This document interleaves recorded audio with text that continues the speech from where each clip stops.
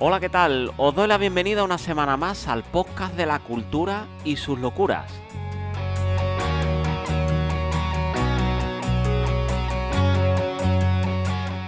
Esta semana vamos a contar con tres de nuestras secciones más habituales: ufología con Jadoga, historias y leyendas con José Antonio y también una nueva recomendación de lectura con Librería Verbo.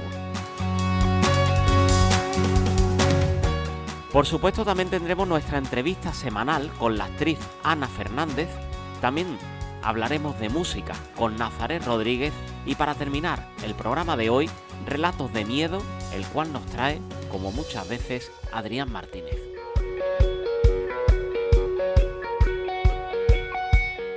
Tanto este como programas anteriores podéis escucharlos en iVoox, también en nuestro canal de YouTube, seguirnos por redes sociales en Facebook y en Instagram, en donde tenemos ahora mismo un sorteo activo hasta este próximo domingo con Librería Verbo.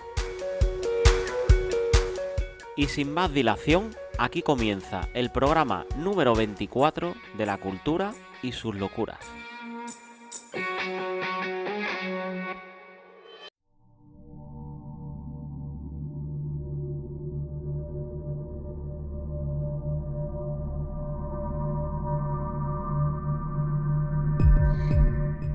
Y qué mejor manera de empezar el programa de esta semana que con un nuevo caso ufológico, un nuevo caso de abducción que nos trae una semana más Jadoga. Javier, ¿qué tal? Muy buenas tardes.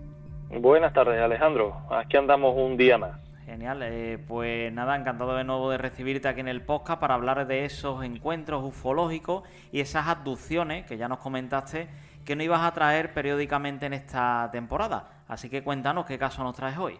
Pues Alejandro, os traigo un caso que sería un clásico dentro de lo que es la ufología y concretamente, como bien has dicho, en el tema de abducciones, lo que es la sección de abducciones.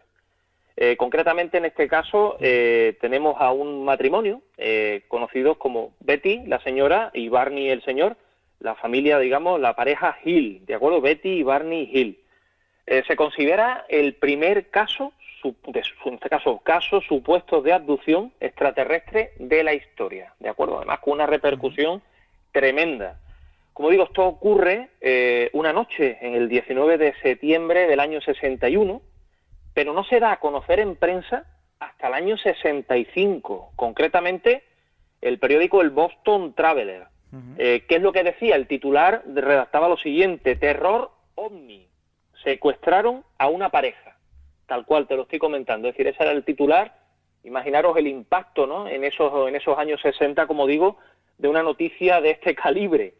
Como decía, este matrimonio, la particularidad, y eso después también comentaremos, es que era un matrimonio interracial. Él era afroamericano y ella, Betty, era blanca, ¿de acuerdo? Una señora blanca, de piel blanca.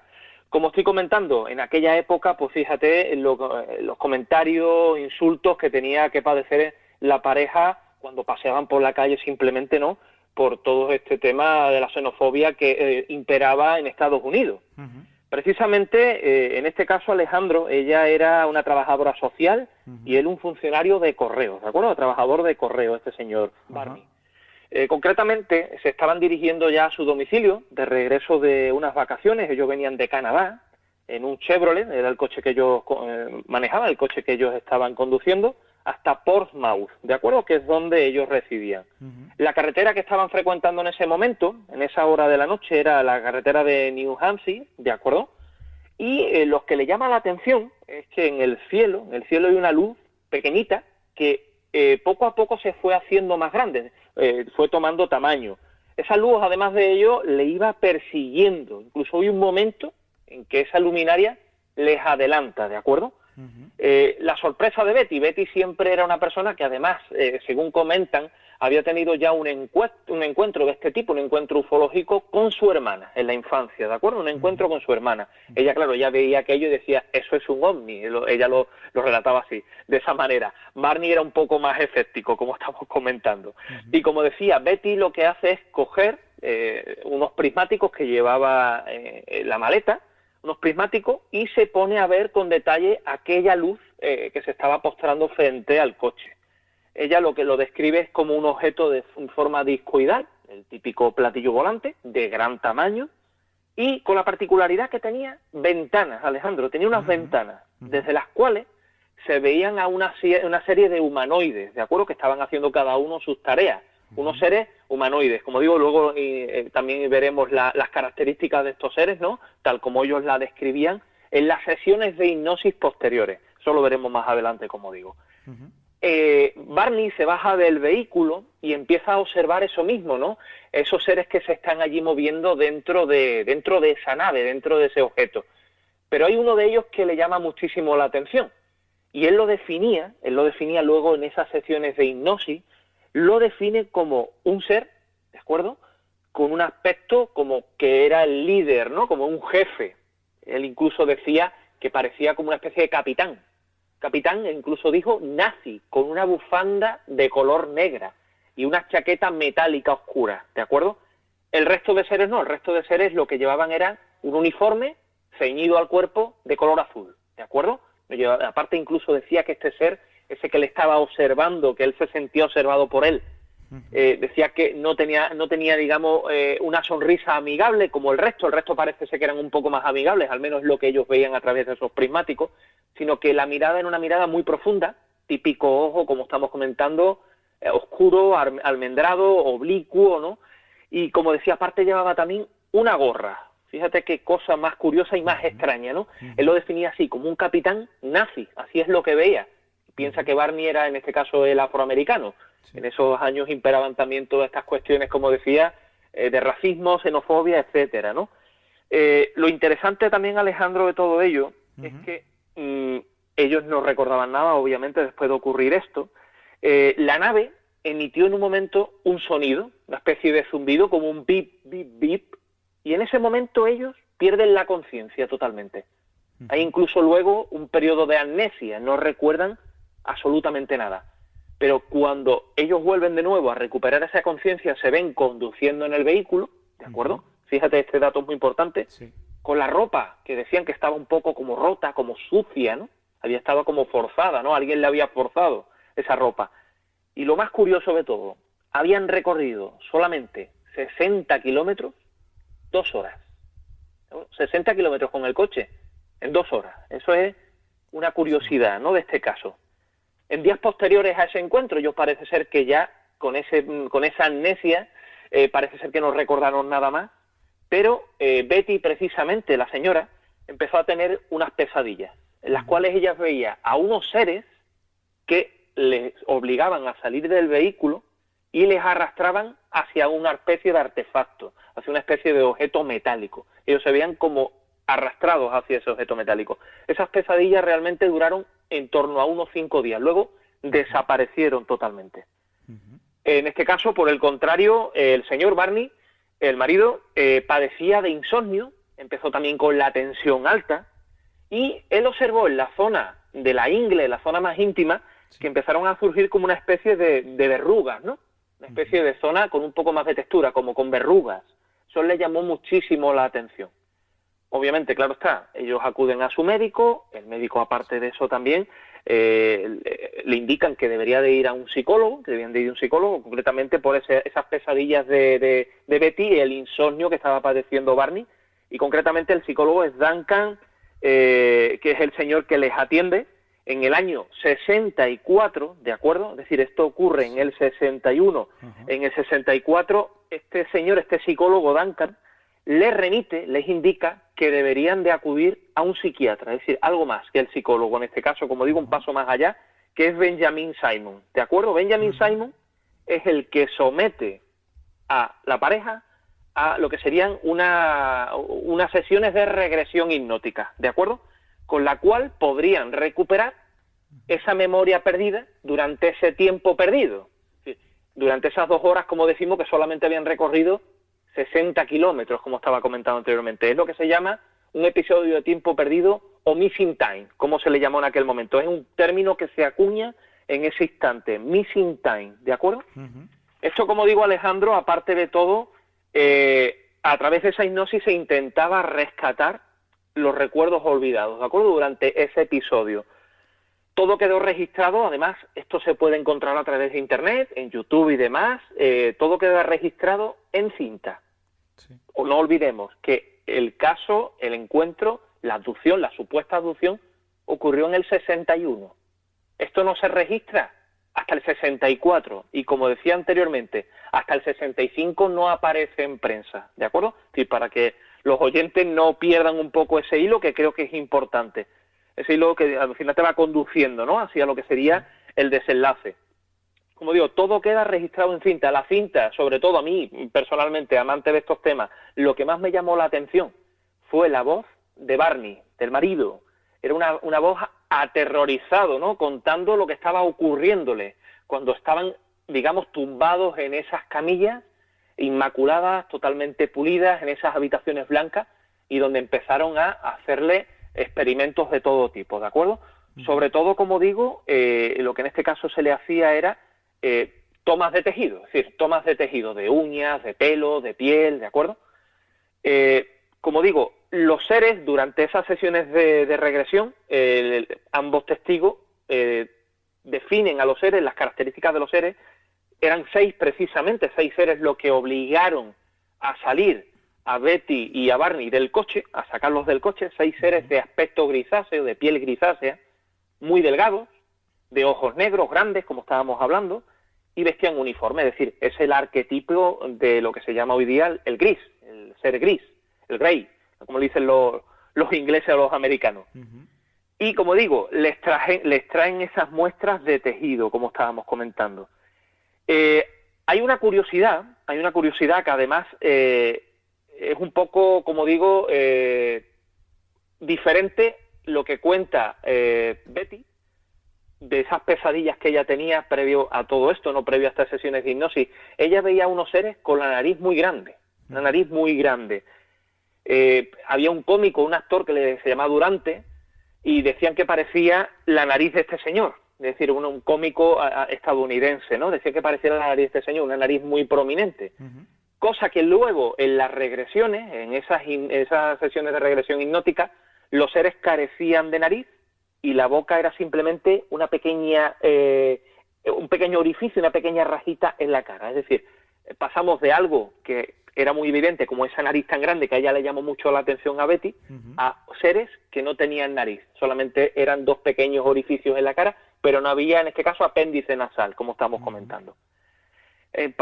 Aparte de todo ello, ¿no? Es decir, esto también un inciso, en el año 66, esto empieza en el 64, en el 66, John Fuller se interesa por el caso, ¿de acuerdo?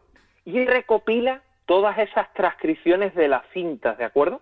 Y todo lo que se había grabado en esas cintas magnetofónicas, por, en este caso, el hipnólogo, el científico, las traduce y las pasa a un libro, que es un libro que se llama El viaje interrumpido, ¿de acuerdo? Es un libro, además, muy conocido, de John Fuller, como he dicho anteriormente. Se puede conseguir fácilmente hoy día en mercado de segunda mano o páginas especializadas como Todo Colección, y la verdad es que es muy interesante porque aparecen transcritas todas las conversaciones que tuvieron entre el especialista, el científico, el hipnólogo, y tanto con Barney como con Betty. Algo interesantísimo, el viaje interrumpido, como decía. Vuelvo a comentarlo. Hay una cuestión que llama muchísimo la atención en esos diálogos, en esas descripciones que hacían ambos testigos durante lo que serían las regresiones hipnóticas, y era el instrumental que utilizaban estos seres, ¿no? Cuando ellos estaban en la camilla para tomar esas muestras. Eran normalmente instrumental muy rudimentario, ¿no? Hoy lo vemos hoy día y decimos que, bueno, eran instrumentales de tipo aguja, tijeras y demás, ¿no? Era algo muy rudimentario que además originaba dolor en ambos testigos, ¿de acuerdo? En ambos testigos originaba dolor. Incluso Barney, en este caso, Betty, sufrió una punción umbilical también, ¿de acuerdo? Parecía que como que estaban intentando ver si ella estaba o no embarazada. Algo también, una curiosidad, ¿no? Es decir, a través del ombligo, que hoy día tenemos los ecógrafos, pues no, ellos no utilizaban ecógrafos, como decía, unos aparatos muy rudimentarios. Utilizaban una especie de aguja que perforaba el ombligo de Betty para comprobar si estaba embarazada o no. Increíble, la verdad. Luego hay una cuestión también muy interesante, y es que a los extraterrestres le llamó mucho la atención de Barney, del señor, la dentadura postiza, que se quedaron un poco así como diciendo que por qué se les retiraba en los dientes y a la señora no. Claro, la señora no lleva dentadura postiza, es su dentadura. Y eso le llamó también muchísimo la atención. Entonces Betty, de alguna manera, intentaba entablar una conversación con ellos, ¿de acuerdo? Entablar una conversación con ellos y explicarles el por qué su marido llevaba dentadura postiza y ella no, ¿de acuerdo? Hay una curiosidad, que además es interesantísima, que es que Betty le pide a uno de ellos una prueba para demostrar luego, ya en la Tierra, que habían estado allí en la nave, que habían estado sometidos a esas pruebas que le habían realizado. Y bueno, uno de ellos le dice que qué es lo que quería, y ella le indica, le señala un libro que tenían. Fíjate, tenía un libro allí, ¿no? Ese libro se lo entregan, pero una vez van a salir de la nave, una vez ya lo van a liberar, uno de ellos, uno de los humanoides, le retira el libro con mucha violencia y no le deja que se lo lleven. Luego también se enamora y le llama mucho la atención un mapa, Alejandro, fíjate que es cuestión de un mapa enrollado. Una nave que, como digo, cruza los confines del espacio, llega hasta aquí, hasta la Tierra, y todavía seguían utilizando mapas en papel, mapas enrollados, como te digo. Es decir, no había ni GPS en aquella época, todavía en esas naves, como digo, algo muy curioso, ¿no? Un mapa enrollado que, según decía uno de los extraterrestres, le explicaba a Betty, contenía lo que eran rutas comerciales que ellos realizaban, de acuerdo con la nave, eran rutas comerciales. Ella, lo que ocurre que Betty parece ser que tenía una buena memoria fotográfica y durante una de las sesiones de hipnosis recrea dicho mapa, ¿de acuerdo? Sí. Recrea dicho mapa. Ese mapa, como digo, ya lo dibuja un boceto del mapa y a su vez hay una persona que se interesa en el mismo, una aficionada a astronomía, era una profesora de primaria aficionada a la astronomía que se llamaba Marjorie Fish.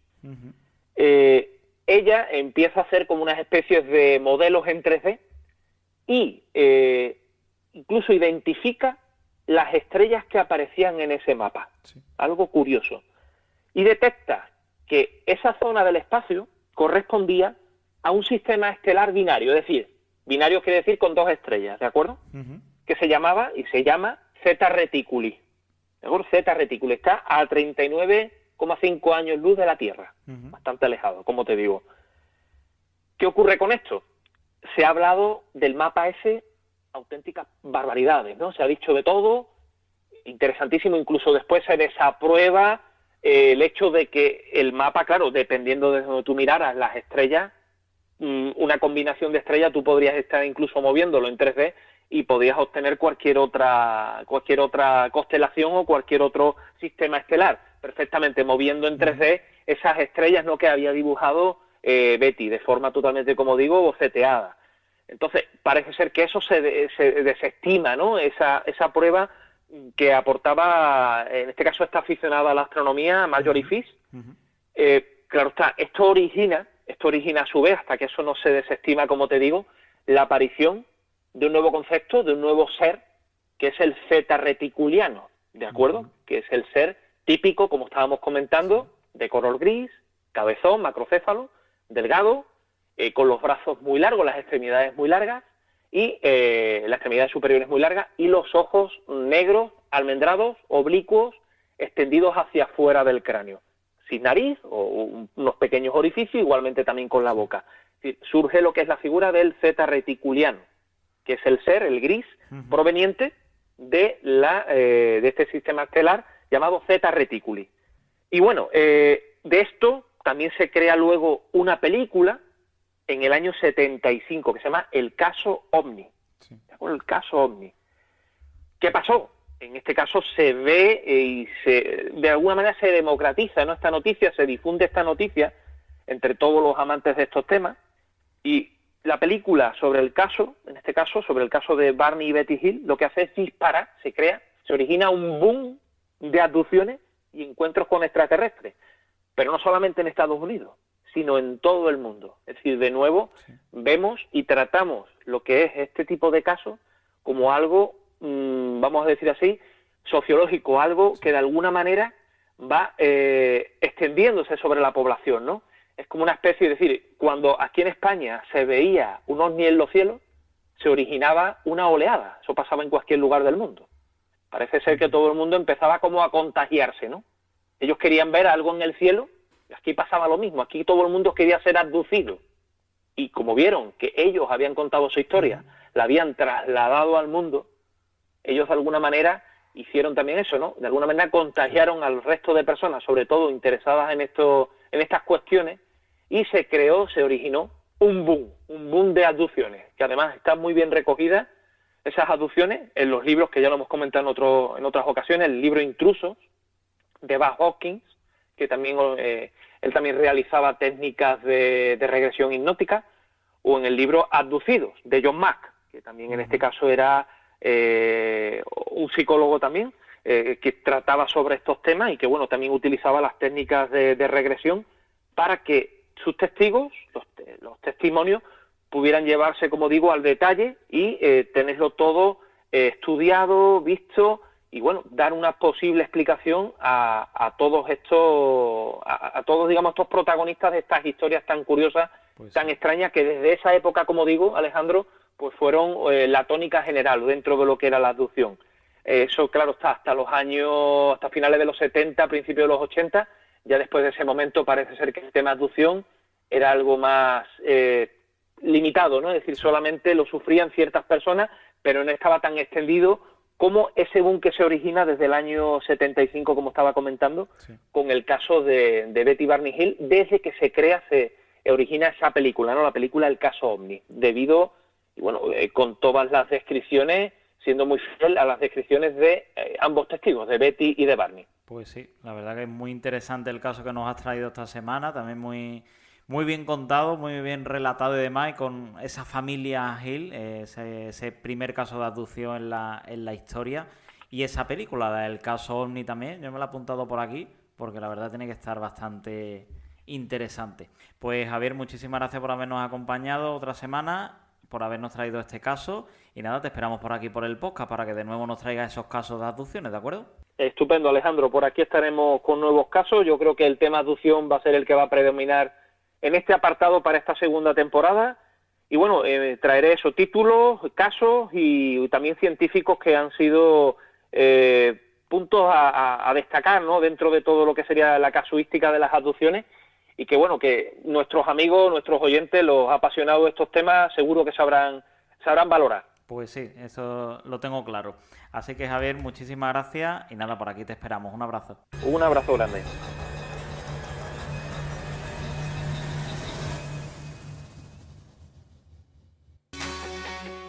La cultura y sus locuras, con Alejandro Domínguez.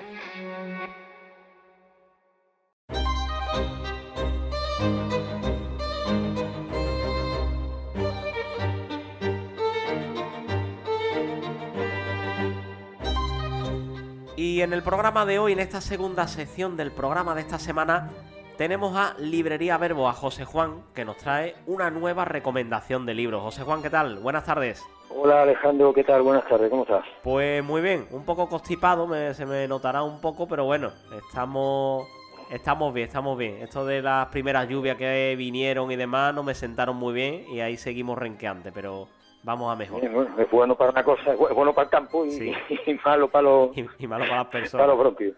Pues José Juan, hoy nos vuelves a traer una recomendación de lectura, la cual tenemos desde el lunes pasado en sorteo en Instagram y en Facebook, y es la novela Montevideo. Así que cuéntanos un poco, ¿qué podemos leer en ella? Pues de momento tenemos que felicitarnos porque Enrique Vilamata, que es uno de los grandes de la literatura española, haya vuelto a publicar. Y el libro, bueno, como tú has dicho, el título es eso, Montevideo. Este es un libro que ya lo veréis cuando nada más empecéis a ojear sus páginas. Un libro que nos habla de puertas, pero de puertas reales y simbólicas. Uh-huh. Son de puertas que comunican la ficción con la realidad y viceversa. Y realmente es la historia de la gestación de una novela. Cómo se llega al impulso de escribir. El narrador, en un ejercicio pleno de metaliteratura, que es lo que hace, se pregunta por qué escribe y por qué convertir la vida en literatura, en materia literaria. La trama del libro tiene su enjundia y tiene su peso, pero verdaderamente es el camino que se cuenta lo que verdaderamente la hace tan potente y tan original. El narrador, por cierto, de esta novela es un avatar, por decirlo así, del propio Vilamata, ¿no? Y convierte la novela en un viaje, como os digo, a los motivos de escribir, a la justificación de escribir. Empieza con un primer capítulo titulado París, que le sirve a él como un extenso prólogo para anunciar de una manera insólita su intención de dejar de escribir. Para a continuación, tras una elipsis que hace de unos 3 años, reaparecer. Este hombre entiende o entendía en su momento que no tenía nada que contar, para luego desdecirse tras comprobar que nada más dejar de escribir comienzan a pasarle cosas, ¿no? Cosas que necesitan ser narradas, ser contadas. Esto ya se confirma plenamente en el capítulo que da título al libro, que es Montevideo, que es, digamos, el que ocupa la centralidad de este libro, ¿no? En este capítulo hay una puerta oculta de la habitación de un hotel que lleva a un territorio. Es un territorio imaginario para el autor, donde se unen realidad y ficción, ¿no? Es una ambigüedad que ilumina toda la novela, ¿no? ¿Qué ocurre al traspasar una puerta? ¿Qué ocurre al traspasar una puerta que está oculta en un hotel, realmente un hotel de mala muerte, de Montevideo? ¿Qué ocurre si se oyen ruidos y nadie contesta? ¿Qué ocurre si se oye el llanto de un niño? ¿Qué ocurre si además se oye a una mujer intentando calmar el llanto de ese niño? ¿Eso es real? ¿Es ficción? Estamos ante una puerta que está cerrada, está condenada, pero estamos oyendo eso. Entonces, la puerta es real. Y lo que se esconde tras ella también, puesto que lo oye también el autor. Pero claro, esta puerta también es símbolo. Y es símbolo y resorte para la creación literaria, para la imaginación, para que este hombre se ponga a escribir de nuevo. Con lo cual, todo es real, pero todo es ficción. Y me gustaría culminar el comentario con las palabras del propio narrador, ¿no? Sí. ¿Por qué ficción? Porque desde que el mundo se ordena con palabras, todo lo que se escribe solo puede ser ficción, ¿no? La novela es magnífica, tiene varios niveles de lectura. En el momento que empieza el primer capítulo te das cuenta, se lee para leer entre líneas continuamente, y desde luego, aparte de la trama que está trufada de encuentros con autores reales, ninguno imaginario, son reales, pero sobre todo es una reflexión sobre la creación literaria. Es magnífica novela el regreso de Enrique Vilamata. Tal como tú nos la has contado, de la verdad que engancha solamente al escucharlo y demás, esa puerta y demás, que te entran ganas, pues eso, de verla, de entrar, de saber lo que hay detrás. Y te iba a pedir que nos puedas leer a lo mejor un fragmento de algún capítulo o algo del libro. Sí, claro. Os voy a leer además el capítulo, porque el capítulo son varios capítulos, siempre titulados con el nombre de alguna ciudad, ¿no? Aparece París, aparece Castais, aparece Reykjavik. Entonces, aparecen varias ciudades, pero siempre el leitmotiv y siempre el hilo conductor es alguna puerta. Y la puerta verdaderamente que nos persigue durante toda la novela es esta puerta del hotel de Montevideo. Entonces, dentro de este capítulo os leo un párrafo que es muy revelador. Dice así: uno podía pasar al otro lado. Ocurre en ocasiones que un muro es muro y puerta al mismo tiempo. Tal vez se estaban dando en aquel momento las circunstancias favorables para que eso ocurriera. En esta ocasión, pared y puerta entreabierta me aceptaron. Aunque continuaba allí aquella compacta negritud, controlé el miedo y di 2, 3 pasos. Y de nuevo, como cabía esperar, sin ver nada, pero ya estaba dentro. Me detuve. No avancé más, pero miré fijamente a la oscuridad durante un buen rato. La miré como si esta fuera la oscuridad que envolvía al muelle frente al mar y tuviera ojos humanos. Y reuní el valor suficiente para esperar a que la oscuridad perdiera lentamente negrura. Cuando esto empezó a ocurrir, veía tan poco que di por supuesto que estaba en una habitación vacía, sin mueble alguno, sin nada, pero me había engañado. Había una maleta roja en el centro mismo de la devastada estancia, en el centro mismo de la negritud. ¿Quién la habría guardado allí? Bien, pues esto es un pasaje del capítulo Montevideo y nos deja este trasunto del propio Enrique Vilamata pues expectante y atónito ante lo que se encuentra y el porqué. Pues la verdad que impactante, con muy buena pinta, como te he comentado, tiene muy buena pinta tal como nos lo has relatado. Recordamos Montevideo, que lo pueden encontrar nuestros oyentes allí en tu librería, en Librería Verbo, de calle Sierpe, Enrique Vilamata, su autor, y también, como hemos comentado, con ese sorteo que tenemos activo desde este lunes pasado hasta el próximo domingo, y que también pueden participar y ser uno de los ganadores de este libro.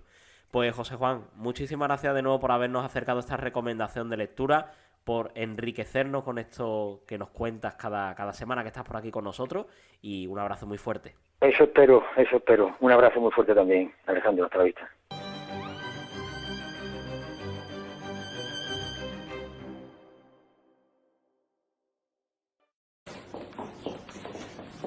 Entra un momento a despedirte de él. No insista, madre. Yo no quiero verlo y él no quiere verme. Y si me ve se le calienta la mala sangre y luego lo paga con usted. Él y yo ya nos despedimos una vez y no creo que haga falta repetirlo. ¿No crees? No me voy tranquila. Me gustaría haberme quedado un tiempo contigo. ¿Conmigo? No seas mal pensada. Tú eres la que me preocupa. Y además a la cocina le hace falta una manita de pintura. Llévese de la cocina y váyase tranquila. Y llegamos de esta manera a la sección de cine de esta semana. Y para hablar de cine tenemos hoy a la actriz Ana Fernández. Ana, ¿qué tal? Muy buenas tardes. Hola, buenas tardes. Muy bien. Ahora mismo embarcada en proyectos teatrales, más que de cine, pero muy bien. Genial, pues muy bien. También es una sección que tocamos mucho aquí. Hablaremos también contigo de eso, de teatro. Y bueno, antes que nada, darte la bienvenida al podcast de la cultura y sus locuras, Ana. Encantada, muchas gracias por invitarme. Bueno, para empezar, siempre he recordado a Ana Fernández por ese primer papel protagonista que tuviste en esa gran película En Solas, el cual pues te hizo ganar ese Goya a la mejor actriz revelación. ¿Qué supuso para ti ese Goya? Que no sé si fue un punto y aparte en tu carrera, Ana. Bueno, fue un premio muy hermoso, muy celebrado en su momento, hace ya mucho tiempo, eso sí. Y fue una película que me abrió las puertas del cine, ¿no? Yo antes había hecho cortos, había participado con pequeños personajes en alguna película, pero ese fue mi primer personaje protagonista y a partir de ahí pues he podido hacer muchas más, gracias a la confianza de otros directores y directoras, ¿no? Sería injusto decir que solo por esa película he hecho cine después, porque ha sido gracias a que me conocieron en esa peli y que apostaron por mí para otros proyectos. Entonces, para mí Solas es una película importantísima. Y luego el premio, pues el premio fue un premio que te dan los compañeros y lo celebras, pero también con mucha sorpresa porque, bueno, cuando empezamos la película lo que queríamos era terminarla, no pensábamos en los premios. Y luego, pues, se ha visto en muchos lugares, se sigue viendo, y es una película muy premiada, y yo tengo muchos premios gracias a ese personaje, y lo dicho, el mayor premio que es haber podido hacer otros personajes en cine, que me encanta, ¿no? A mí el cine soy una gran enamorada del cine.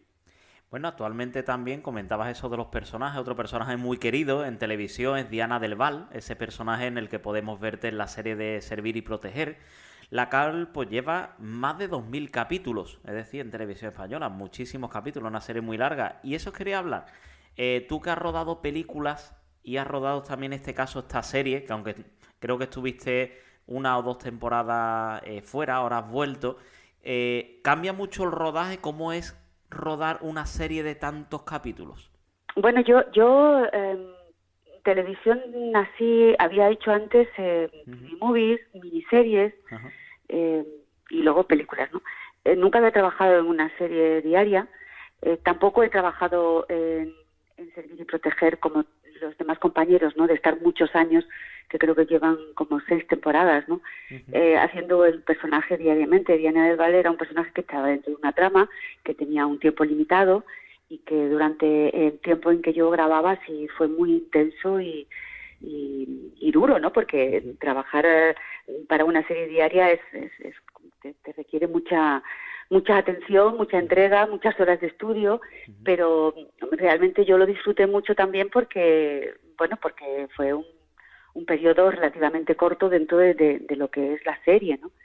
Y descubrí cosas muy, muy interesantes, descubrí un equipo profesional, amante, generoso, unos compañeros que aunque no estuvieras con ellos desde el principio te hacen sentir en casa y un personaje que me parecía muy atractivo y que también te dejaban en cierto modo meter alguna de las cosas que tú proponías, ¿no? Los guionistas en eso son también generosos y lo disfruté mucho, mucho. Y luego la vuelta pues fue un poquito más corto y bueno, como no me han matado, pues no sé si volveré antes de que acabe, que creo que ha salido ya publicado que está en su última temporada, ¿no? Sí.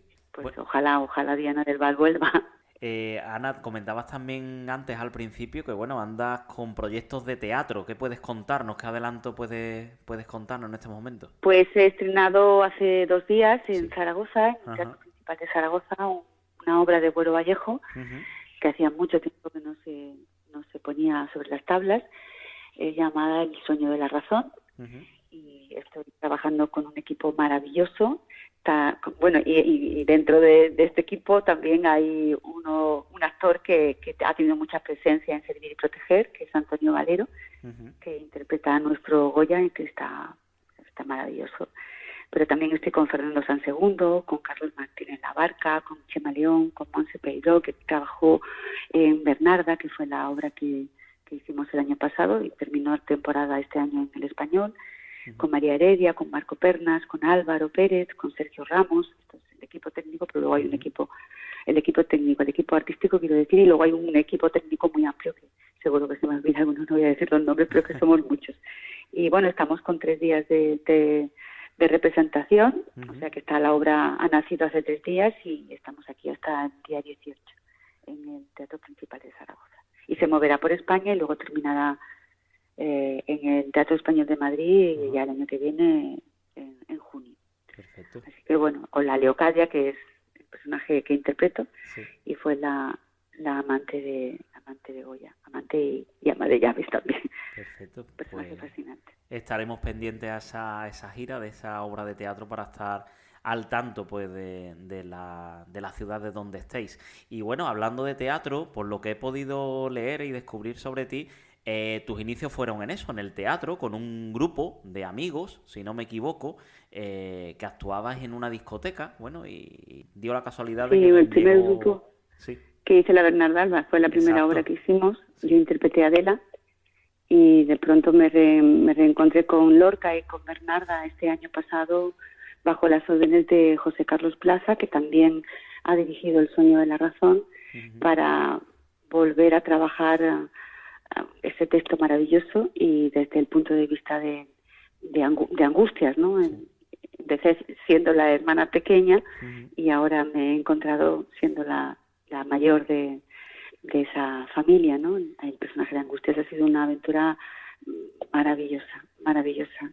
Y la he vivido desde otro lugar, ¿no? Han pasado tantos años desde aquel primer montaje que hicimos y que disfrutamos y que movimos por muchos pueblos de Sevilla, pero éramos tan jóvenes, tan osados, y al mismo tiempo tan vivos, ¿no?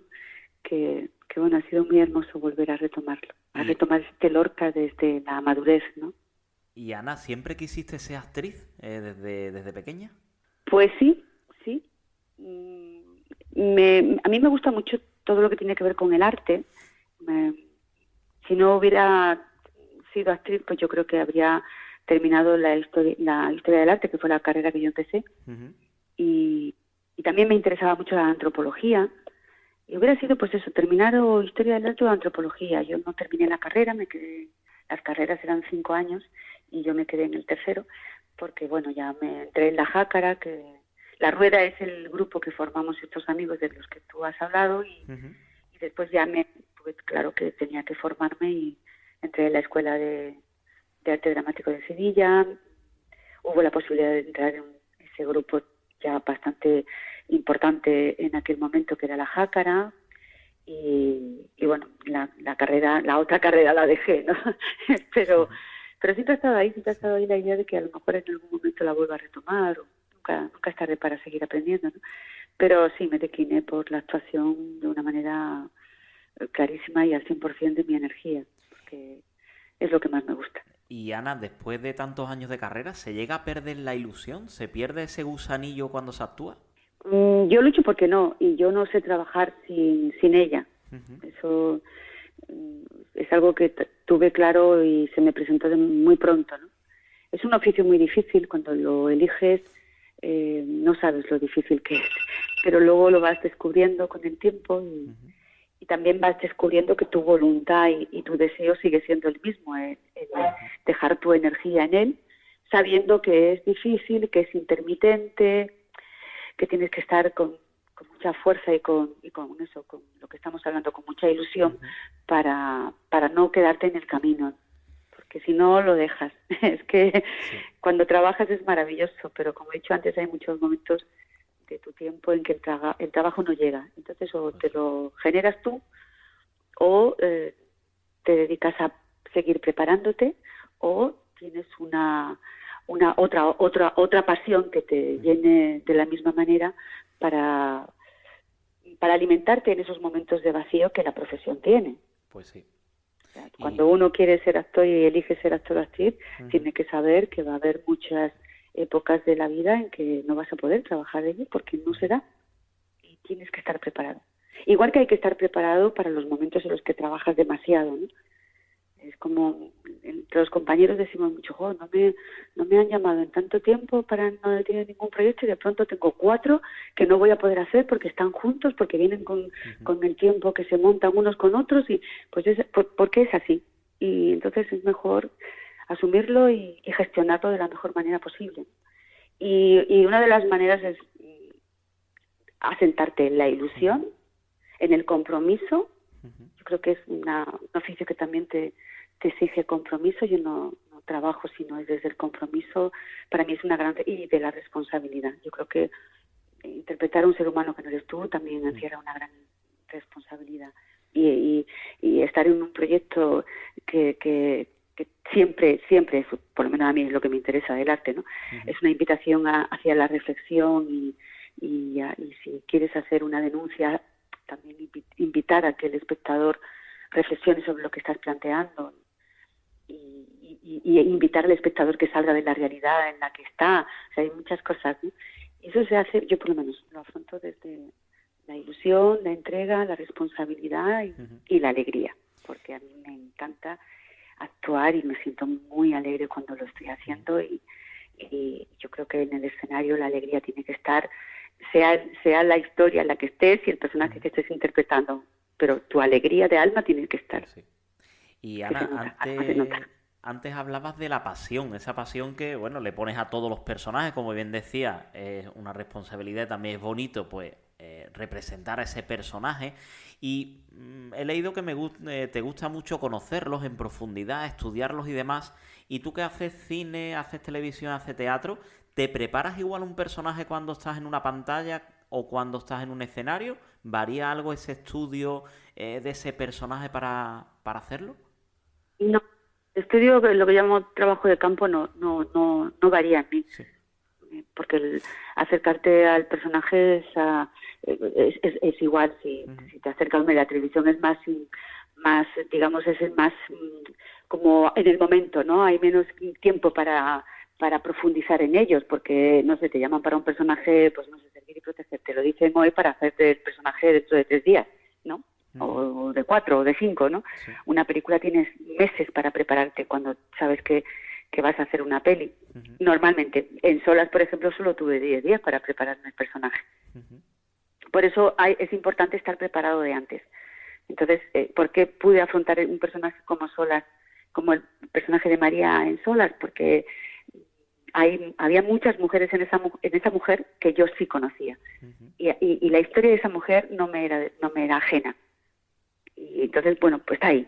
Y luego está toda tu experiencia, la experiencia en teatro. Yo también digo siempre que sin mi formación en teatro yo no habría podido hacer un personaje como el de Solas en tan poco tiempo. Entenderlo y lo que era diferente era el medio. Venía del teatro y de pronto estaba haciendo cine, pero también me sirvió la época de televisión. Fui presentadora de algún programa de televisión, también di la información del tiempo en Canal Sur durante un periodo los fines de semana, pues ya lo técnico también, aunque parezca que no, pero tiene mucho que ver. Una cámara es una cámara. Claro. Entonces yo el objetivo de la cámara ya lo sentía cercano, la marca pues también la sentía cercana, los focos pues también estaban cercanos, y todo eso, aunque uno crea que no, es muy importante. Por eso a todos los chicos y chicas que empiezan, digo, todo lo que haces en la vida te sirve para tu oficio de actor o de actriz, todo. Pero cuando trabajas un personaje histórico, evidentemente tienes que hacer una inmersión. Ahora mismo con Goya, pues imagínate la inmersión que estamos haciendo en la época, en su vida, en su trayectoria, en su pintura, y eso es maravilloso. Es un oficio que nunca paras de aprender, nunca paras de descubrir. Un oficio maravilloso, o sea, que siempre estás aprendiendo, no te puedes quedar parado. Sobre todo porque yo creo que hay que trabajar los personajes en profundidad, ¿no? Para disfrutarlos además más y enriquecerte también tú como ser humano. Pues así que no, a la hora de trabajarlos no los trabajo de distinta manera. El medio es distinto. En teatro pues hemos tenido 7 semanas de ensayo y aún así el personaje se va a hacer esta semana más con el público, con todo lo que hemos aprendido, con todas las indicaciones del director, con todo lo que hemos trabajado sobre la época, sobre todo lo que te ayuda al vestuario, todo lo que te ayuda a la escenografía. Pues aún se va a conseguir más con el público, y sabemos que en estos días que estamos con el público la obra va a crecer, nosotros vamos a crecer también dentro de esos personajes. Pues sí. Y en cine es diferente. En cine pues llegas al set, a lo mejor el primer día de rodaje haces el final de la película, entonces tienes como que tener muy claro el esquema y la evolución de ese personaje para no perderte, ¿no?, en lo que llamamos el rasgo emocional, tener siempre muy claro en qué momento está el personaje dentro de esa historia, porque no se hace de una manera cronológica. Normalmente el cine, pues eso, el final de la historia la ruedas el primer día de rodaje. Claro. Pues tienes que, o de pronto a las 8 de la mañana tienes un personaje que llega como emigrante a un lugar y a las 10 de la noche tienes el plano que ella se está despidiendo de su madre 20 años después. es como tener claro toda su trayectoria, tener muy clarito el mapa emocional de esa mujer, si estás interpretando a una mujer o de una niña o con lo que estés haciendo, ¿no? Es distinto, pero la preparación y la profundidad debe ser la misma. Y Ana, hay muchas voces que dicen que el teatro cada vez mueve menos a los jóvenes y demás. ¿Tú eres de las que piensa que el teatro le auguras un futuro o son como esas voces críticas que dicen que tienen una fecha de caducidad ese teatro ya? No, el teatro no va a morir nunca, jamás, nunca, porque siempre va a haber la necesidad no es, en nuestro país nunca ha sido de mayorías, ¿no? Una película, pues no sé cuántas personas pueden ver una película de éxito, una obra de teatro de éxito. Pues aquí cada noche estamos haciendo el espectáculo y como está yendo muy bien, pues imagínate que la vean 600 personas cada noche. Sí. Un capítulo de una serie de televisión, ¿cuántas personas, cuántos espectadores tiene? O sea, triplica, o sea, no sé cuántos, ¿no? Pero son muchos más. Una película que va bien, muchos más. Pero el espectador siempre va a ir al teatro porque el teatro da algo que no da ni el cine ni la televisión, y es la vida, lo que es la vida. O sea, es algo que está ocurriendo en el momento, y la energía de lo que se mueve en el escenario lo vives de una manera única. Nunca hay una una función igual a la otra. El montaje puede ser, y lo que se lanza, sí, pero la energía siempre es diferente, y nace y muere en la noche, es algo único. Y estás viendo el alma de lo que está pasando en el momento, ¿no? Entonces es muy distinto. Yo creo que el teatro no va a morir jamás. Esperemos. La verdad que por el bien de todos yo creo que se debería fomentar más. Incluso yo soy de la opinión que se debería fomentar en los colegios, en los institutos, y en vez de hacer otro tipo de actividades, pues también llevar a esos niños, a esos jóvenes al teatro y que también beban de la cultura. Hombre, sin ninguna duda, vamos. Estas 2 obras que yo estaba haciendo en estos meses, o sea, Lorca, pues vamos, se aprende más viendo la casa de Bernarda Alba, llevando a tus alumnos, hablando evidentemente antes de Lorca y de cuando la escribe y de todo, situarlos un poco, pero nunca van a olvidar la casa de Bernarda Alba si ven una representación, nunca. Y la obra de Buero Vallejo, que es un autor de los inmensos que tenemos, que no se representa casi nada, el alumno que venga a ver El sueño de la razón no lo va a olvidar jamás. Sí. Eso no se olvida. Ahí tienes razón. Eso sí. Eso claro que sí. Y Ana, tú que, bueno, como decíamos, nacida en Valencina de la Concepción, la provincia de Sevilla, el año que viene vienen a casa los Goya, vienen a Sevilla en el 2023. Sí. Hablando de esa gala de los Goya, sí, de ese Goya también que tú ganaste, ¿se te viene alguien a la mente así de primera que tú digas es merecedor o merecedora de un Goya y no se lo han dado aún? De tener Goyas, bueno, mucha gente, pero si digo uno me quedo mal con los demás, entonces pero alguien que se te venga, no tú sabes que muchas veces con esto de los premios pasa eso, que muchas veces hay que ver que no se lo dieron, por ejemplo, hay que ver que no se lo dieron en vida y se tiene que esperar a que fallezca, y muchas veces pasa eso, por desgracia. ¿A ti se te viene alguien con el que tú hayas trabajado incluso que diga, es que no tiene un Goya y se lo merece? Hombre, pues sí, pero es que no quiero dar un nombre y dejar a otros, la verdad, porque es que hay muchas actrices, incluso actrices que ya no están con nosotros y que se fueron sin tenerlo, ¿no? Y de este año, como estoy un poco retrasada, tengo que ver las películas como con todo lo de teatro estoy un poco retrasada en ver la producción de este año, que me lo tengo que ver porque tengo que votar, yo pertenezco a la academia y espero poder ir este año a los Goya. Sí, el año que creo que fue hace 2 años. Que se hizo en Sevilla también, o 3, sí, no sé. El primer año que se hizo en Sevilla, sí, yo creo que ya se ha hecho una vez en Sevilla los Goya, sí, yo estaba haciendo teatro y no pude ir. Y bueno, este año ojalá pueda. Pero no sé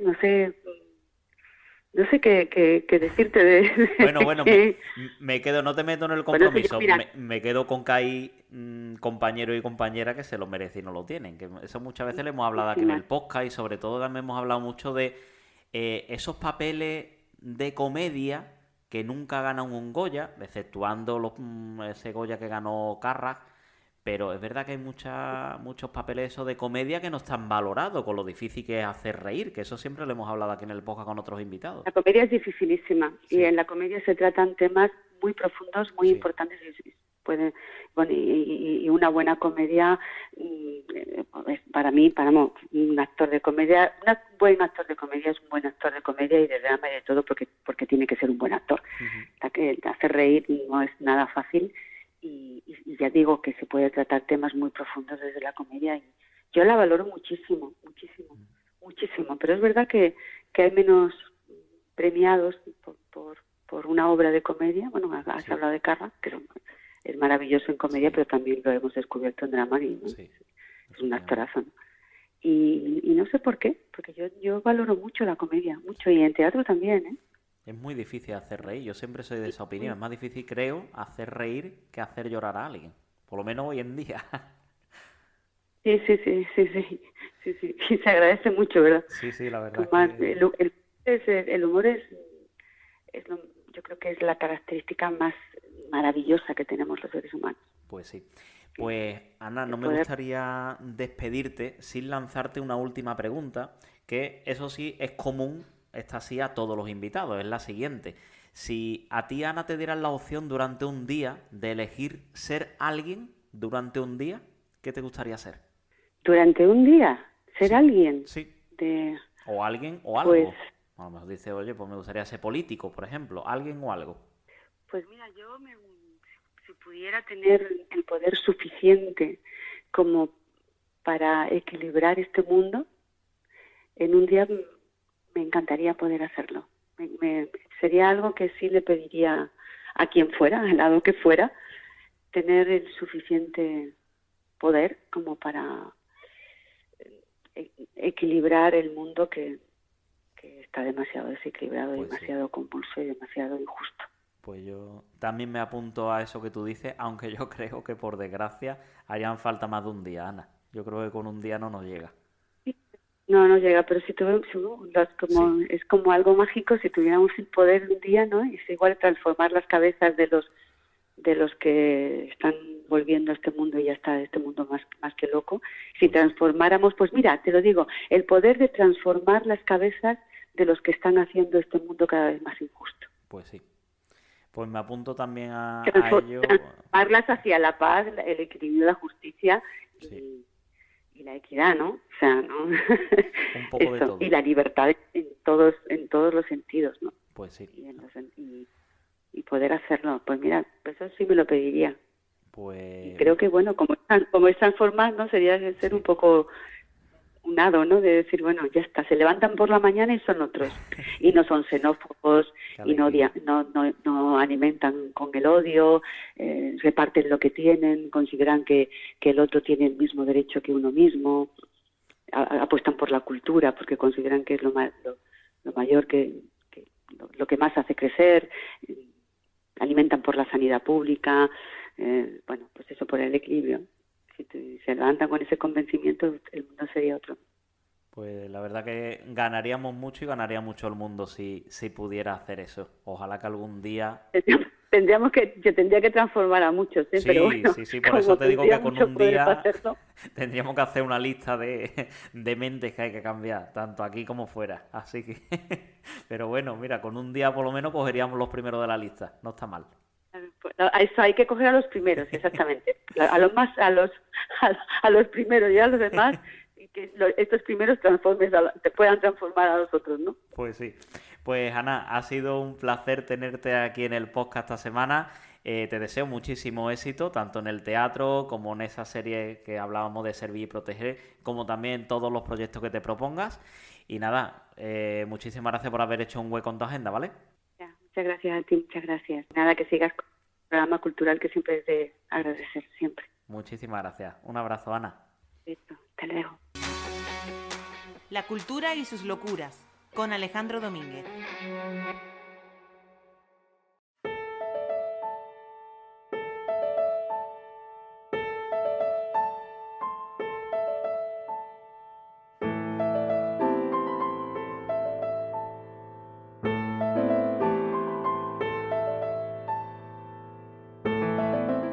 Y seguimos con el programa de esta semana y hoy vamos a hablar de sueños en la música, y ahora me entenderéis por qué. Al otro lado del teléfono tenemos a una chica que su sueño siempre ha sido y sigue siendo el llegar a ser cantante. Ella es Nazaré Rodríguez Borrallo. Nazaré, ¿qué tal? Muy buenas tardes. Hola, buenas tardes, Alejandro, ¿qué tal? Pues muy bien, encantado ¿Bien? de tenerte aquí en el podcast con nosotros. Y como decía, ese sueño que tienes desde hace años de llegar a ser cantante. Tú vives en Santiponce, en la provincia de Sevilla, y bueno, actualmente trabajas como cocinera en un negocio familiar, pero como decíamos, tu sueño siempre ha sido el llegar a ser cantante, vivir incluso de ello. ¿Cuándo y de dónde te viene esa pasión por la música, Nazaret? Pues siempre he cantado y me ha gustado cantar, pero tampoco hay nadie en mi familia que cante. Sí es verdad que en cierto modo a mi padre le gusta no cantar, pero le gusta muchísimo la música y en cierto modo me ha enseñado el buen gusto musical. Pues yo recuerdo esos viajes en coche y él me ponía Queen, Rolling Stones, los Pink Floyd, Supertramp, en fin.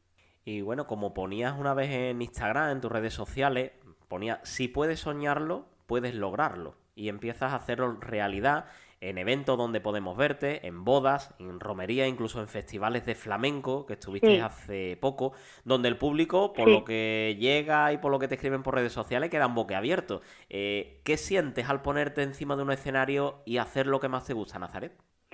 Pues cuando me subo a un escenario es donde es el momento en el que ya me quedo tranquila y empiezo a hacer lo que más me gusta. Y es cuando no me quiero bajar del escenario, pero sí es verdad que soy una niña muy tímida y antes de el trayecto de antes de subirme es donde lo paso verdaderamente mal porque siento que no puedo controlar los nervios. Pero bueno, poquito a poco pues lo voy llevando mucho mejor. Bueno, por lo que cuentan esos nervios, tanto en teatro, en la música y demás, siempre es bueno tener ese gusanillo. Dicen que cuando no se siente ese gusanillo, ese nervio, es porque no se disfruta, ¿no? Exactamente, sí, sí. Además esa frase me la dijeron, hace poco me la dijo alguien, no recuerdo quién fue, y también me dijeron que tú empiezas a preocuparte cuando no tengas esos nervios, que ahí es donde va a estar, donde está el problema, porque yo también soy una niña muy perfeccionista y quiero que me salga bien, porque muchas veces es imposible que te salga perfecto, pero me gusta que me salga bien sí o sí, que me vaya a hacer sentir, a mí me gusta transmitir y que por supuesto que la gente disfrute conmigo y le guste lo que yo hago. Y no sé si te has planteado alguna vez el ir a un talent show de esto de la tele, tipo La Voz o tipo Operación Triunfo o Tierra de Talento aquí en Canal Sur. ¿Te has planteado alguna vez eso? Sí, me he presentado a varios castings como La Voz y Operación Triunfo, pero no tuve suerte. Del primer casting no pasé a ninguno más. O quizá no era mi momento, no descarto tampoco seguir presentándome, que creo que es una plataforma que puede ayudarnos a dar el salto si se trabaja y se hace las cosas bien. Y bueno, mientras que Así. llega esta oportunidad que pueda llegarte de un talent show, no sé si tienes en mente o has pensado alguna vez en sacar alguna canción para colgarla por ejemplo, Spotify o en alguna de Amazon para darte a conocer o incluso en redes sociales, alguna canción para darte más a conocer en redes. Pues sí, verá, yo subo mis canciones versionadas de famoso porque es verdad que yo no compongo. Es algo que no lo hago, tampoco lo he intentado porque muchas veces me dicen, Nazaré, intenta componer algo, pero no he sido capaz nunca de componer nada, pero cada vez que hago eventos y esas cositas subo mis vídeos a YouTube y a mis redes sociales. Me encantaría poder subir mis propias canciones y tenerlas en Spotify, por supuesto, pero no he tenido la suerte. Sí es verdad que debería tomármelo más en serio y subir más vídeos y ser más constante, porque las redes sociales hoy día es lo que más se mueve. Pues sí. Y bueno, el eso de que te comentan de escribir tus canciones, ¿no te ves a día de hoy o no luego descartas, No digamos, me de veo cara a un yo, futuro? a ver, descartar, tampoco es que lo haya intentado, pero que no es algo que yo creo que eso también te sale decir, uy, pues si me viene para escribir esto, me voy a poner, es que no, a mí la verdad que no, yo en ese aspecto no me veo inspirada para escribir mis propias canciones. Bueno, aunque cantas sobre todo más flamenco, ¿te ves cantando en el futuro si te lo pidiera, a lo mejor si te saliera alguna discográfica o algo, otro tipo de canciones? ¿Qué tipo de canción te gustaría componer que no fuera flamenco? Pues me gusta la música negra, Ujú. no tiene nada que ver con el flamenquito porque no, porque es verdad que lo que siempre me piden cuando voy a eventos, a comuniones, a bautizos y a bodas, lo más común y lo que más me piden es el flamenquito, que ojo, que a mí me encanta, Sí. pero lo que más me gusta a mí es la música negra, me gusta también mucho el pop, el soul, y no sé, tampoco sabría definirme por un estilo musical, porque es como que necesito todavía encontrar mi estilo musical, porque ya te digo, me gustan mucho todo. Y bueno, estilo musical no, pero me imagino que tendrás algún referente, ya sea en el flamenco, ya sea, por ejemplo, en la música negra, alguien que tú digas, oye, me encantaría llegar a ser como este. Pues no tengo como referente a nadie tampoco, porque prefiero coger un poquito de todo lo que me gustan y coger lo mejor. Me gusta mucho Pablo López, Whitney Houston, Celine Dion, Manuel Carrasco, Inés Martínez, Jessie J. No tiene que ver uno nada entre otros, pero sí, me gustan todos ellos. Y Nazaret, si yo te preguntara, si tú cierras los ojos en este momento, ¿dónde te imaginas o dónde te gustaría verte dentro de unos años? Pues me encantaría verme en un escenario, haciendo mi propia gira, me encantaría. Pero simplemente con vivir de la música me conformo. Vivir de lo que me gusta cantar, me conformo con eso, la verdad. Y ya que hablas de escenario, ¿algún sitio que diga, allí tiene que ser actuar, La Repera? ¿Dónde te gustaría? Pues me da ahí más pillado, ¿eh? No lo sé. Estadio Olímpico. Es que puestos a soñar, ya te digo, me da... es que me conformo con cualquier cosita. Tampoco soy... ¿Qué te dicen cuando terminas en un escenario de cantar y demás? ¿Cómo es esa acogida del público? ¿Qué sientes cuando te bajas del escenario y te hablan? Eso es lo que más me gusta. Eso, sin duda, de hecho, lo recargo muchas veces cuando hablo con mis padres o mis hermanos, que es lo que más me gusta cuando me bajo, cuando termino de cantar y que me feliciten y sentirme así de acogida por la gente y que le haya gustado, es lo que más me satisface, me encanta. Eso me llena de vida. Y si tú tuvieras ahora mismo una varita mágica, por ejemplo, como muchas veces doy la opción a los invitados, si tienes una varita con un deseo, ¿qué harías ahora mismo con esa varita? Pues ya lo he repetido varias veces. Lo primero que haría es a lo mejor quizás quitarme un poquito de timidez y tener menos vergüenza, porque yo creo que si hubiera perdido un poquito de más de timidez, podría estar ganándome la vida cantando, porque siempre me ha dado ese miedo, siempre he tenido esa inseguridad y si tuviera una varita mágica, pues por supuesto dedicarme al cante 100% y vivir de ello. Me encantaría.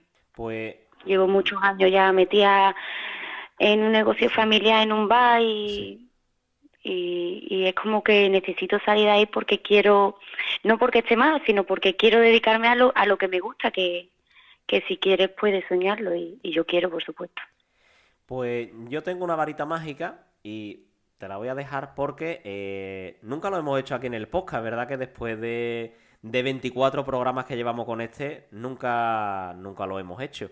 Pero yo te voy a poner en otro compromiso y te voy a pedir si nos puedes cantar algo en directo, que como te digo, es la primera vez que lo vamos a hacer aquí en el podcast, porque quién sabe quién hay detrás de oyente que pueda claro que sí. llegarle tu música. Así que si nos puedes cantar un trocito de alguna canción.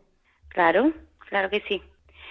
Y yo que hasta ayer solo fui un holgazán, y yo soy el guardián de tus sueños de amor, la quiero a morir. Podéis destrozar todo aquello que veis, porque ella de un soplo la vuelvo a crear, como si nada, la quiero a morir. Ella borra las horas de cada reloj y me enseña a pintar transparente el dolor con su sonrisa. Y levanta una torre desde el cielo hasta aquí y me cose una sala y me ayuda a subir a toda prisa, la quiero a morir. Conoce bien cada guerra, cada herida, cada ser, conoce bien cada guerra de la vida y del amor también. Y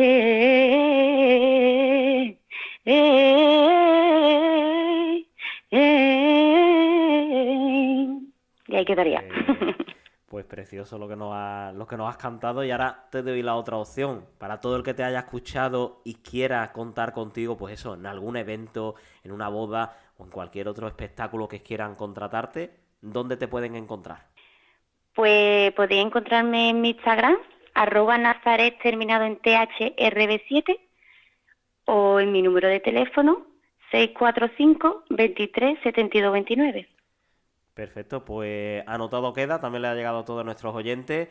Y lo dicho, Nazaret, ojalá que este sea el primer paso para cumplir ese sueño, que ojalá que esto pueda servir de, aunque sea un pequeño trampolín, un pequeño pequeño primer empujón, por llamarlo de alguna manera, y que la próxima vez que hablemos nos puedas contar que has cumplido tu sueño, que vives de la música como tú quieres desde hace muchísimo tiempo, y te deseo la mayor de la suerte, ¿de acuerdo?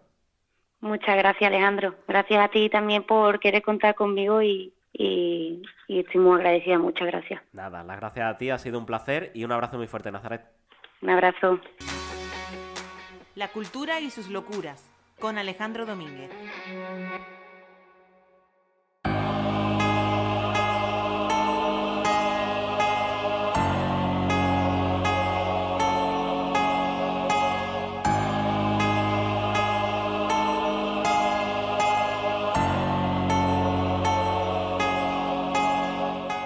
Y llegamos de esta manera a la sección donde hablamos de historia de Sevilla y nos espera para ello, por supuesto, como siempre, José Antonio. ¿Qué tal? Muy buenas tardes. Hola, buenas tardes, Alejandro, y buenas tardes también a todos nuestros oyentes. ¿Qué tal? Pues muy bien, aquí llegamos a la parte de historia y bueno, por lo que hablábamos en el último programa que estuvimos contigo, nos toca esa época romana aquí en Sevilla, esa época de la Sevilla romana, que tú nos vas a delatar esas curiosidades, esas leyendas, pues que vas a traernos en el programa de hoy, así que todo tuyo. Sí, bueno, como bien has dicho, como bien has comentado en la introducción, hay parte de historia y parte de leyenda. Curiosamente, leyenda netamente histórica. ¿Por qué? Porque, bueno, uno de los grandes asuntos por estudiar a fondo ha sido precisamente la historia de la arqueología romana en Sevilla. Ya refería en el programa anterior de que la ciudad antigua sevillana, es decir, la prerromana, hablamos de los cartagineses, hablamos de los fenicios, nos dejamos atrás los habitantes aborígenes de este solar, que también los había, ¿no?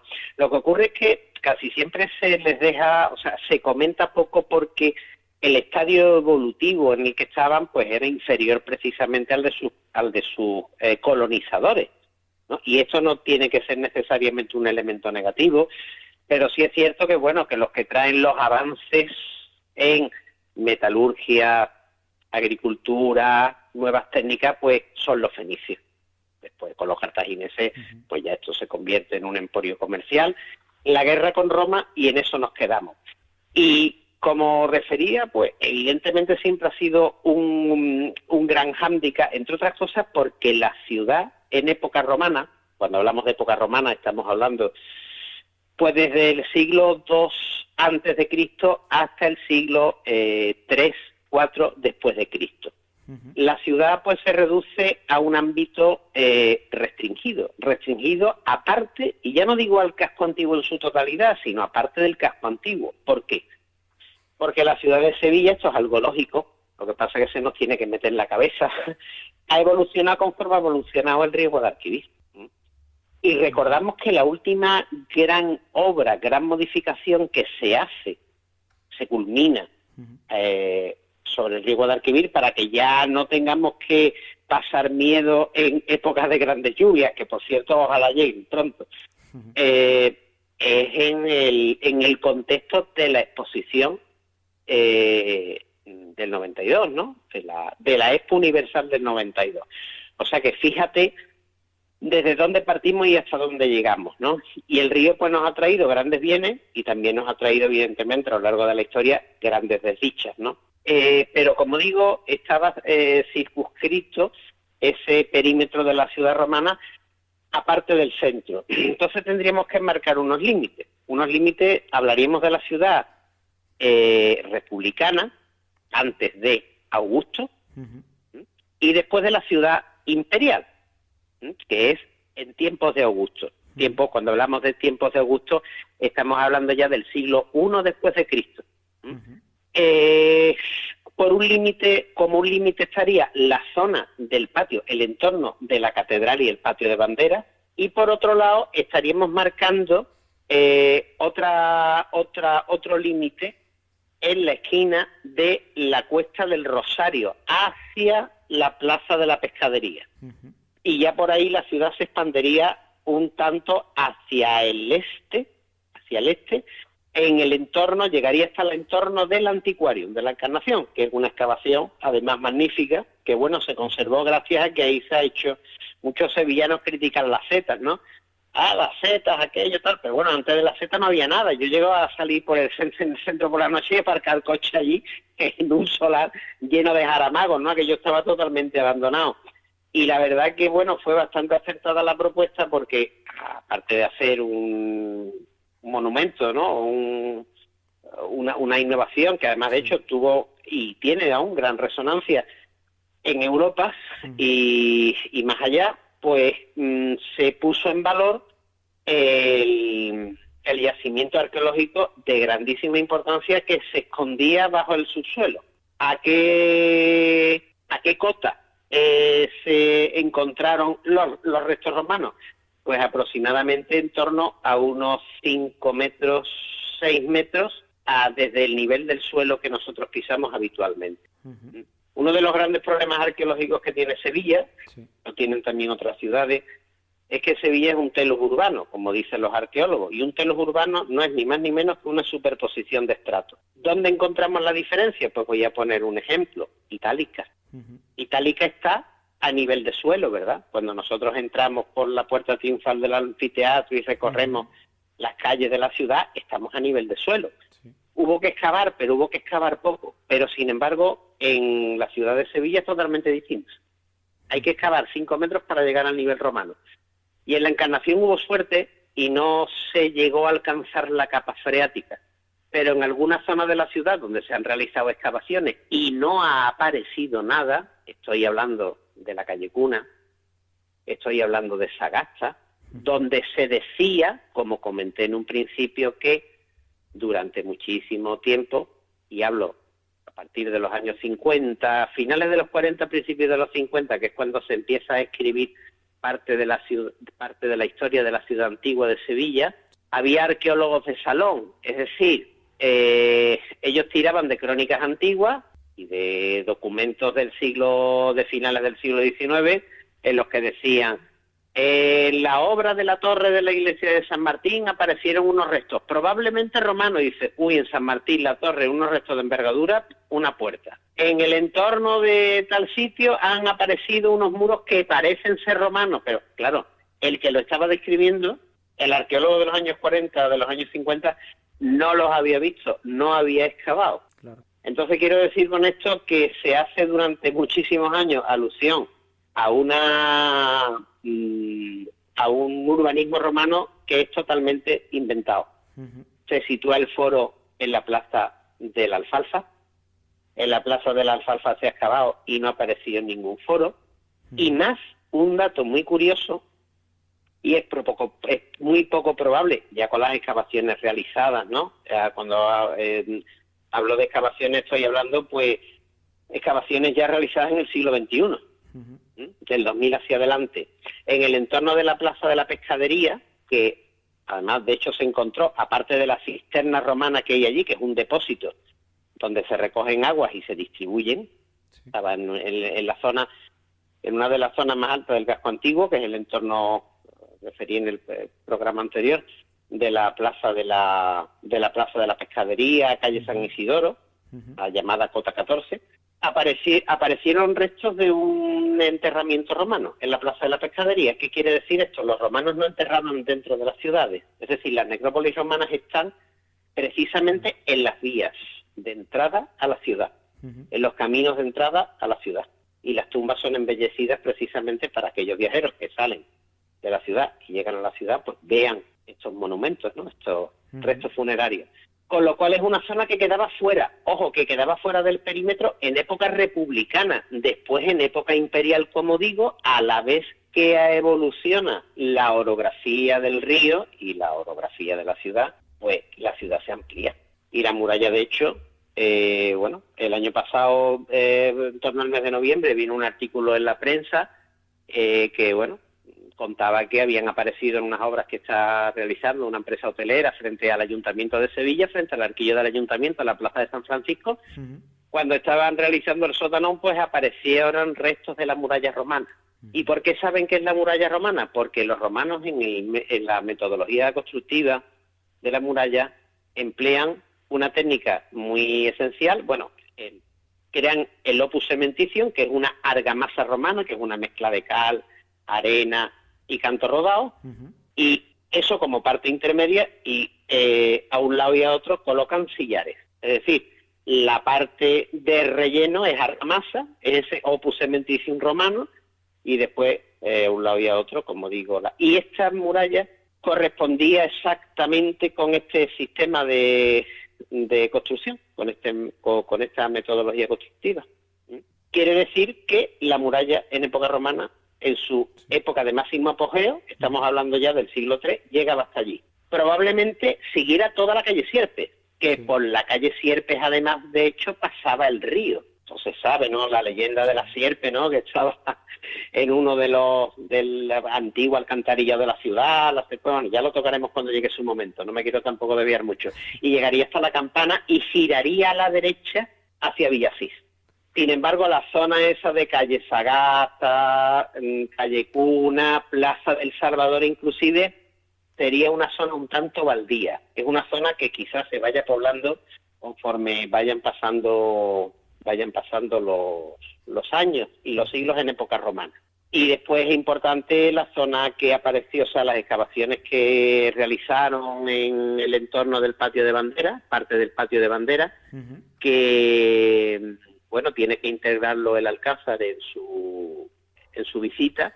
Y, bueno, apareció un edificio bastante importante por sus dimensiones, y que estaba en relación con una zona portuaria, es decir, era un almacén. Claro, cuando hablamos del puerto de Sevilla en época romana tenemos que pensar en varios entornos. Tenemos que pensar, pues, incluso en la esquina, como hemos comentado antes, de la Campana, ¿no?, ya lo que es la calle Santa María de Gracia con Villasís. Ahí habría un entorno portuario. Había otro entorno portuario más hacia el norte, más hacia la zona de, no llegando ni mucho menos a Santa Catalina, porque había una hipótesis de que allí había una puerta en época romana. Allí no han aparecido restos romanos, ninguno.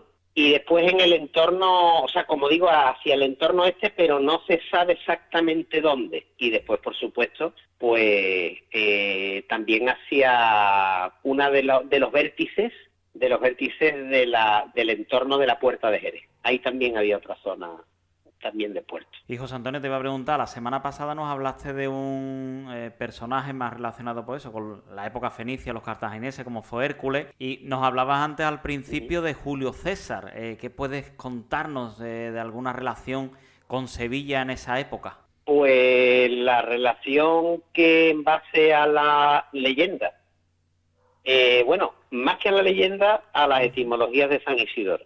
Es decir, cuando San Isidoro habla de Hispalis, como sabemos, pues es la denominación de la colonia romana, Sevilla como colonia romana. San Isidoro la denomina de la siguiente forma: Iulia, colonia Iulia Rómula Hispalis.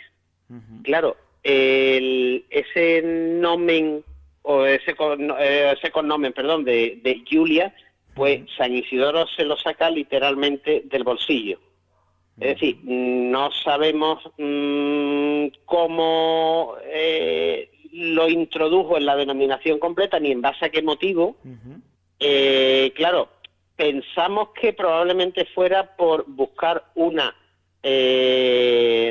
asimilación al nombre, por supuesto, y una identificación plena con un personaje histórico como era Julio César. Claro, todo esto ha conllevado que se le haya, o sea, la relación de Julio César y Sevilla haya sido, pues, según algunos historiadores, magnífica y nada más lejos de la realidad. Es decir, Julio César, en las guerras civiles, en la guerra contra Pompeyo, pues tenemos constancia según los textos, y si lo dicen los textos en época de César, es verdad, porque bueno, César hay cosas que cuenta y cosas que no cuenta. Las que no cuenta no las cuenta porque no le interesa, y las que cuenta pues podemos decir que prácticamente son reales. Sucede, un gran cronista, sobre todo un cronista de hechos, ¿no? A veces mal traducido, raro es, pero bueno, porque César es muy básico. La constitución de sus textos, de sus frases son la frase básica del castellano: sujeto, verbo, predicado. No tiene mayor complejidad, pero bueno, a veces, como digo, no se la ha traducido correctamente. Y quiero decir esto porque precisamente en el entorno de la guerra civil de César contra Pompeyo, Sevilla, la ciudad de Hispalis, se pone del lado de Pompeyo. Y hay un texto que cuenta, bueno, poco menos que César castiga duramente, es decir, lleva a cabo ejecuciones, y aparte, bueno, pues a los propietarios digo, a los evergetas de la ciudad y a los cónsules, a los pretores y demás, que se ponen del lado de Pompeyo, prácticamente que los hacen cuasi esclavos, ¿no? Los reduce casi al estado de esclavitud. Y sin embargo, este texto, bien por desconocimiento, bien porque no se traduce bien, no se llega a traducir correctamente, pues no llega hasta nuestros días. Hay un gran traductor, un gran epigrafista y un gran historiador de la antigüedad, Antonio Caballos, que ya puso los puntos sobre las IES, y hace poco, en el ingreso ya es académico de la Real Academia de Bellas Artes de San Fernando, que bueno, en el discurso inaugural precisamente pues habló de este asunto, ¿no?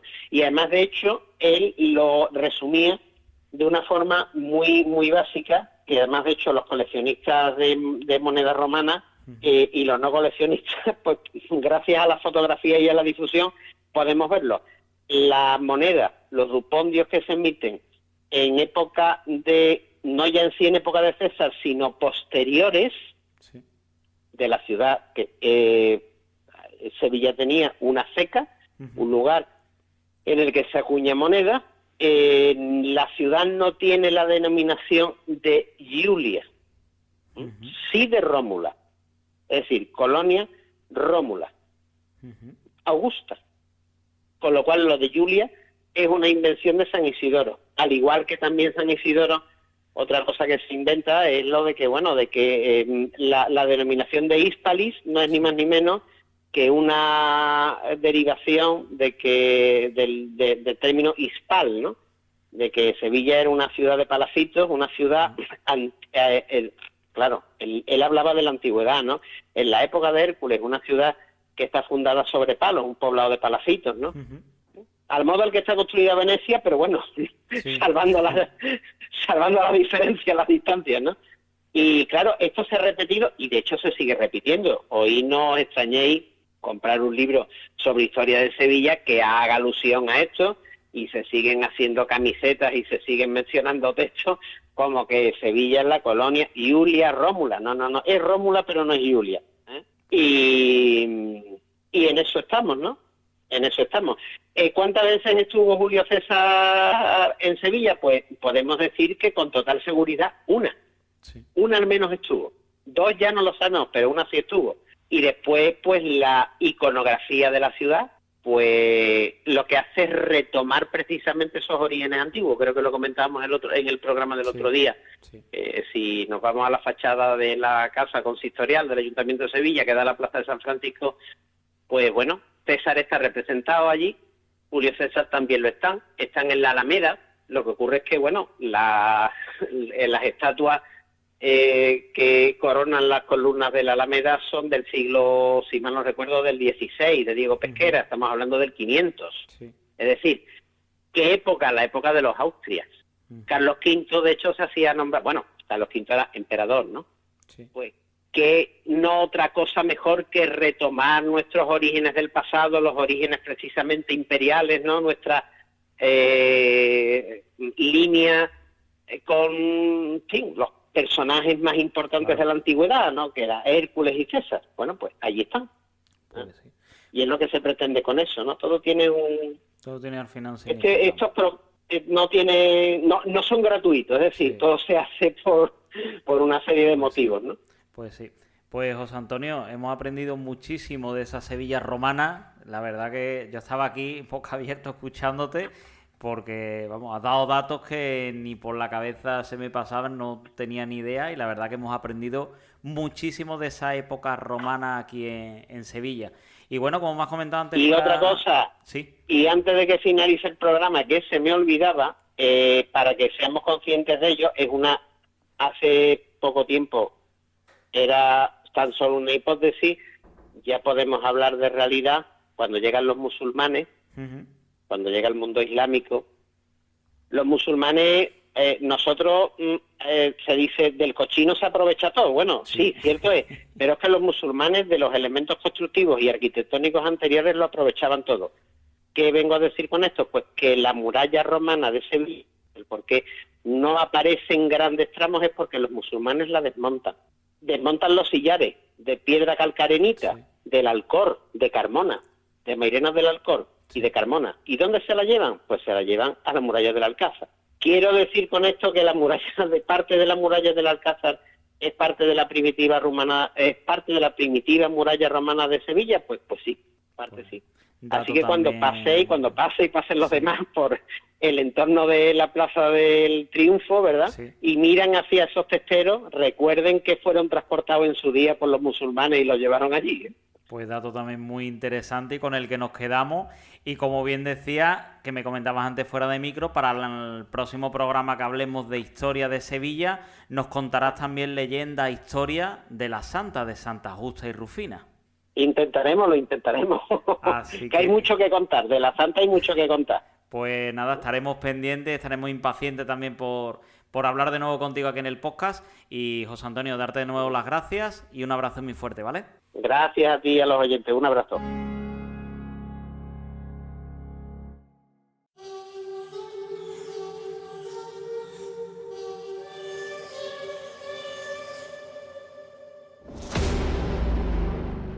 Y para terminar el programa de esta semana, vamos a hablar con Adrián Martínez del podcast La Noche Infinita, el cual nos trae un relato de pinturas que tienen un trasfondo, pinturas malditas.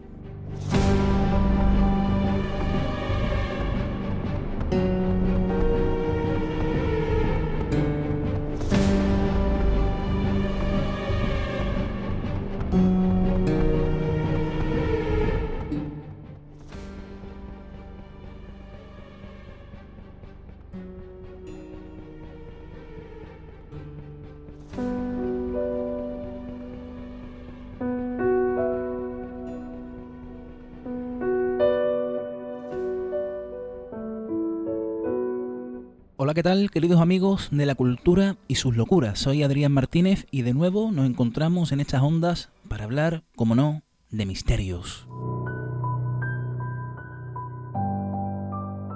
Y hoy os traigo un tema apasionante. ¿Os gustan las leyendas? Y para ser más concretos, las pinturas malditas, porque no sé si sabréis que existen obras de arte que tienen o arrastran una auténtica maldición. Antes de comenzar a relatar la historia que os quiero contar, quiero que busquéis en la web una imagen titulada El hombre angustiado, que es el título de una macabra obra, de una pintura catalogada como maldita. Voy a comenzar a contar la historia y no quiero que quitéis ojo de esa pintura maldita, una extraña pintura en la cual podemos observar a un hombre con una extraña expresión y unos colores un tanto peculiares.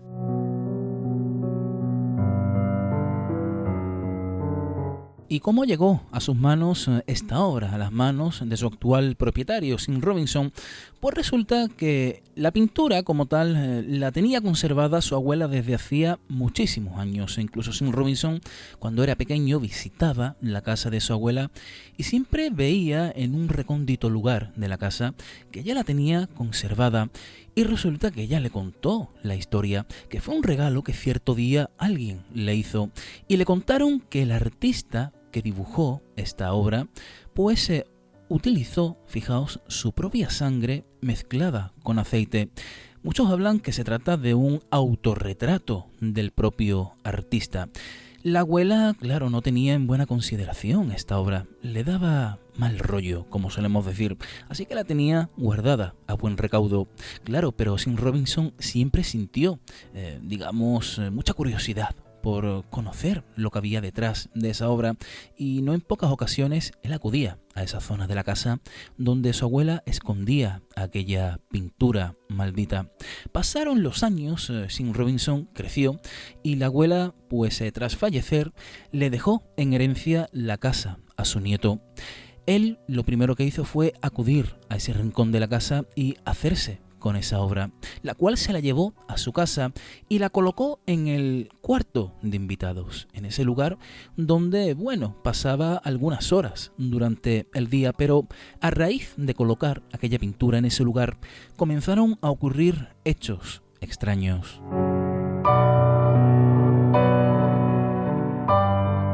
Tanto Sim Robinson como su mujer y sus hijos pequeños comenzaron a escuchar unos sonidos que provenían precisamente de ese lugar donde él había colgado la obra.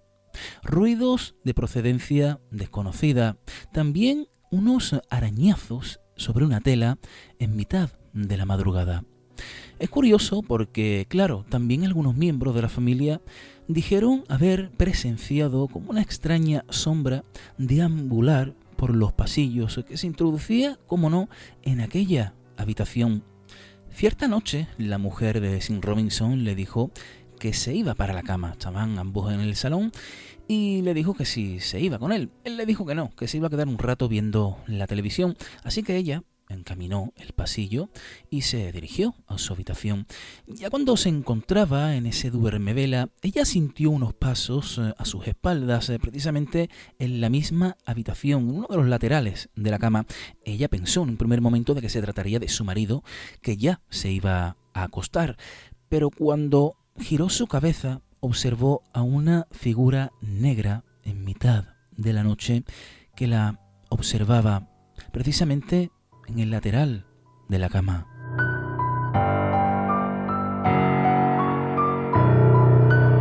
Decidió guardar aquel retrato en el sótano de la vivienda. Precisamente en este momento, el perro de la familia se negaba a acceder a este lugar preciso.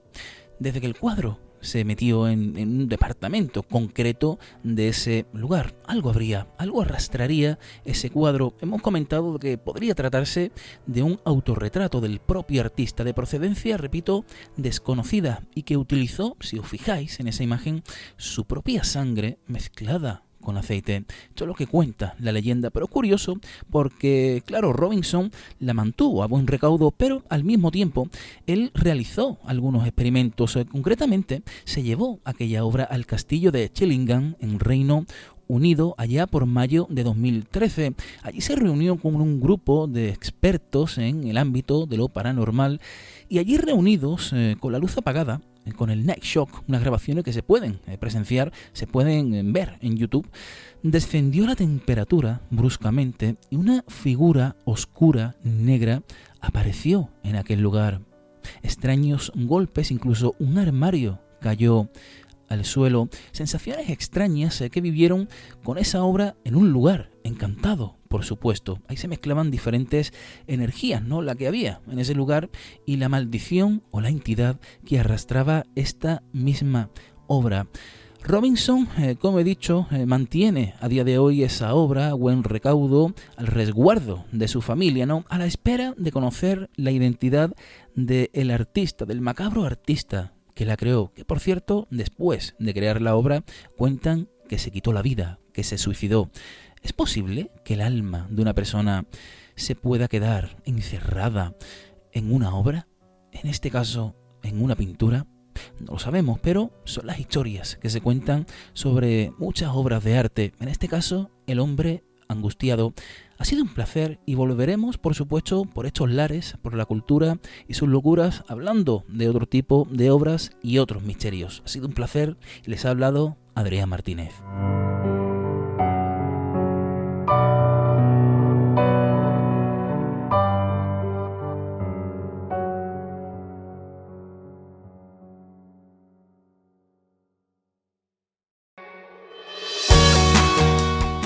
hasta aquí el programa de esta semana.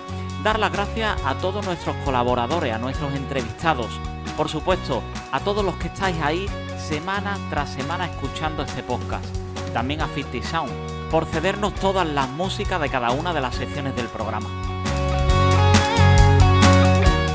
Muchas gracias de nuevo y os esperamos aquí la semana que viene con más cultura, en este podcast, que no se os olvide que es vuestro podcast de cultura.